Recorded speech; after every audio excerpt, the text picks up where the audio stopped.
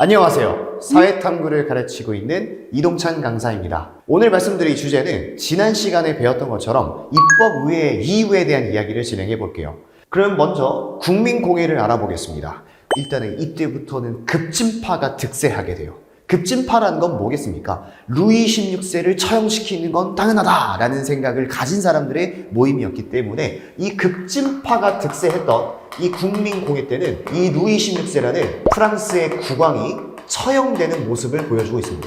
자, 근데 문제는요, 이 루이 16세를 처형시킨 인물이 있거든요. 이 인물이 바로 누구냐면 로베스피에르라는 사람이 있습니다. 이 로베스피에르라는 사람이 정권을 잡게 되거든요.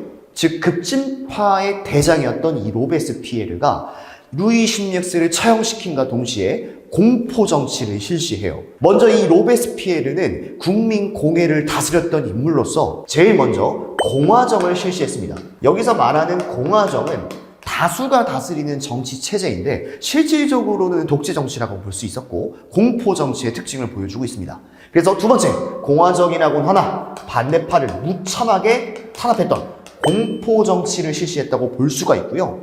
이 과정 속에서 공포 정치를 명확하게 하기 위해 공안위원회라는 것을 조직하여 혁명 재판소를 통해 수많은 사람들을 학살하고 수많은 사람들을 탄압했던 게 바로 이 공안위원회가 되겠습니다. 공안위원회까지 여러분들이 공부해 주셨으면 좋겠습니다. 자, 그러면은 우리가 지금 공부하면서 느껴야 될 점들이 공화정, 공포정치, 공안위원회를 보면서 앞에 글자가 다 뭐가 들어가고 있습니까? 자, 공이 3개가 있으니까 앞으로 우리 이걸 몇 공? 3공이라고 정리를 해볼게요. 그래서 여러분들이 시험 기간 때는 로베스피에르 때는 3공, 즉 공자가 들어가는 게 3개가 나야 되는구나. 공화정, 공포정치, 공안위원회 이런 식으로 여러분들이 공부를 하는 게 효과적인 학습이 될 것 같아요. 여기까지 정리하면 이제 국민공예 시대에 있었던 주요한 사건들에 대해서 알아보았습니다. 자, 이렇게 되면서요, 이 국민공예 이후에 로베스피에르가 너무나 빡센 통치를 한 탓에 로베스피에르 역시 루이 16세처럼 처형당합니다. 이렇게 단두대에서 처형당한 로베스피에르 이후에 새로운 정부가 들어서게 돼요. 그게 바로 총재 정부가 되겠습니다. 자, 이 총재 정부는요, 5명의 총재가 당시 무너져가던 이 프랑스를 공동 통치하게 되는 경우에 이르게 됩니다.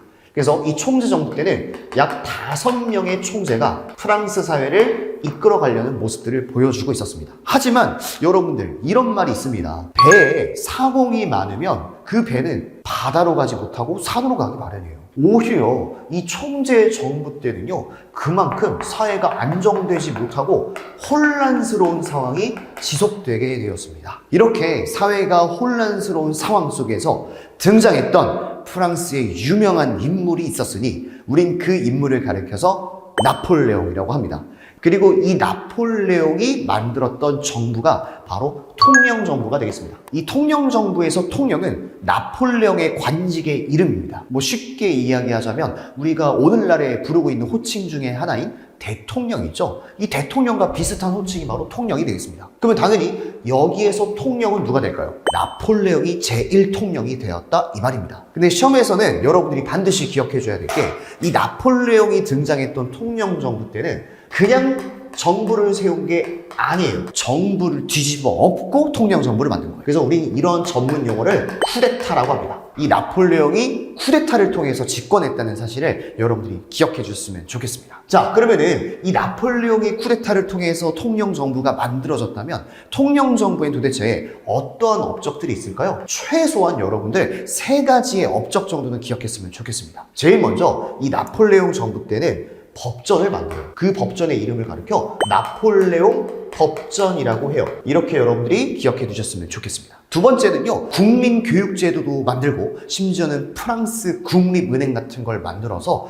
이 은행 같은 것들을 제도화시키곤 했습니다. 그래서 이런 프랑스 은행도 만들었다라는 것도 여러분들이 기억해 두세요. 자, 그 다음에 마지막으로 여러분들이 기억해 줘야 될 게 있어요. 이 나폴레옹이 정권을 잡았을 때 이 국민의 지지도가 상당했다고 해요. 이 프랑스의 기세가 너무나 강력하니까 주변 이웃 국가들이 이 프랑스의 나폴레옹을 눈에 가시처럼 여겼거든요. 그래서 이 나폴레옹을 고립시키고자 일명 대프랑스 동맹이 만들어지게 됩니다. 근데 이 대프랑스 동맹을 이 나폴레옹이 다 격파합니다. 이게 바로 통영정부 시기라는 거 기억해 두세요.